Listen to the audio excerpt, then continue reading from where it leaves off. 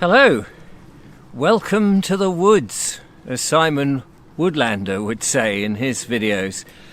Yes, I'm at Biggleswick Farm in my woods, Julia and I's woods, as it were. It's only a tiny little piece of woodland, and they're mainly Christmas trees that were planted in the 1990s, some time ago, and they were never harvested. And sadly, they are going to have to come down because many of them are rotten.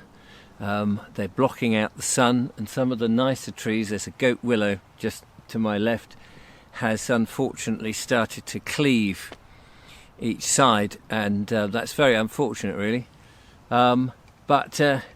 Yes, so this is one of the projects that we're working on. We actually want to turn this into some fields where we can put some crops in, some heritage crops.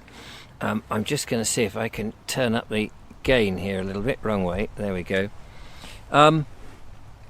Today I want to talk about where is the channel going. You will know that for the last 3 years I've been looking at some of the problems that have been facing the world, and I've been interviewing people, and it has been incredibly enlightening. We've dived down rabbit holes and all that sort of stuff. Some of them are spurious, I suppose, and some of them are downright probably very accurate. But there's only so much time that you can spend looking at the fear. And I've spoken about this sort of thing several times in the last 6 months or so. And now that Julia and I have a piece of land and we're working on it, there's a bit of a breeze going on up there. I can hear the trees creaking. I don't want them falling down on my head. They are about 60, 70 feet tall. It is quite eerie when they start doing this and all of that.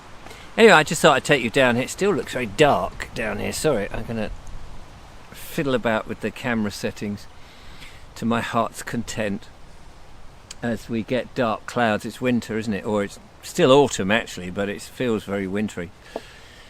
And I guess this is the winter of the channel. Where's it going? What's it doing? Do I want to carry on talking about chemtrails? We know about the chemtrails. Do I want to carry on talking about the terrible things the government are doing, the awful school curriculum that kids are being done, the law and governance stuff, the money creation nonsense, the cons and the council tax? I've talked about it, and if people want to watch and go back and look at some of the content in the past, they're of course very, very welcome to. And I stand by everything I've said as at that time. You know, if my mind has changed a little, so be it. You are allowed to change your mind. The writing of Biggleswick, the town that wouldn't comply, really for me put all those things into one piece of work, albeit fiction, I grant you, but it has, I suppose, all that knowledge that I've gained and how I have assimilated it, really. And people are buying it, and I've been so encouraged by some very lovely comments from people saying that they have enjoyed it and they found it very helpful, entertaining, and an all-round good book, which has been wonderful. And now that Julia and I have our little piece of God's earth and we're doing what we're doing here, I'm somebody who throws myself into these projects, and so really and truly this is where I'm supposed to be, doing this. We've spoken about how important it is to get back to the land, and I'm actually there doing it with Julia, getting back to the land, much to the annoyance, I think, of some people who didn't think I was actually going to do it.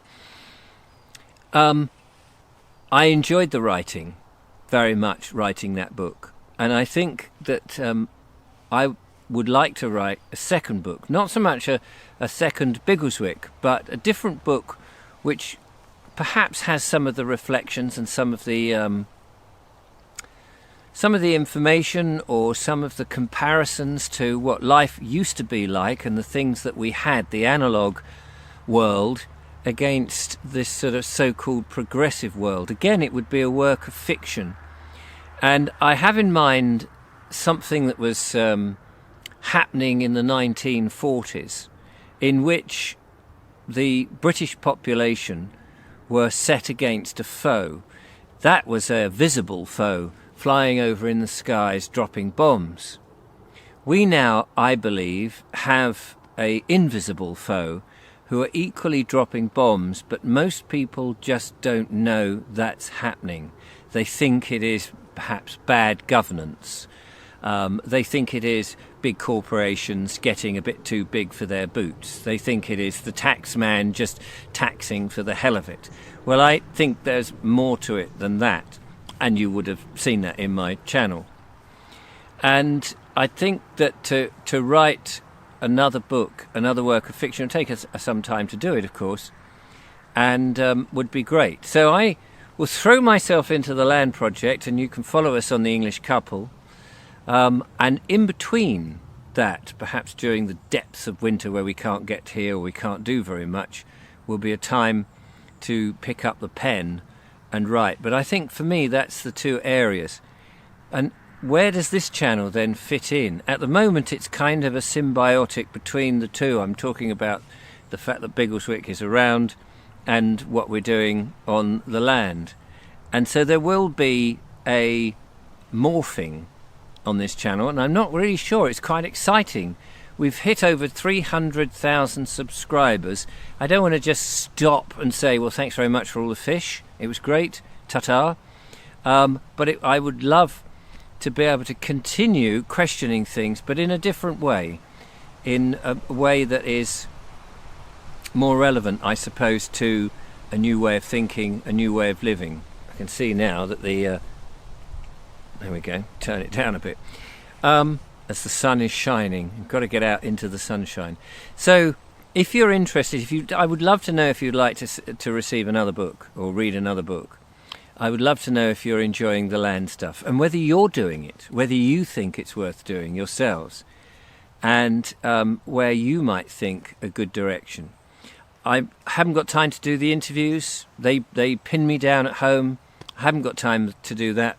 We're here, there's so much work to do, and The English Couple is thriving, and my love for Julia and this piece of land has really gripped me, and that's where I want to concentrate my time. But I still want to be able to take you on our journey, one way or another. So thank you very much for watching.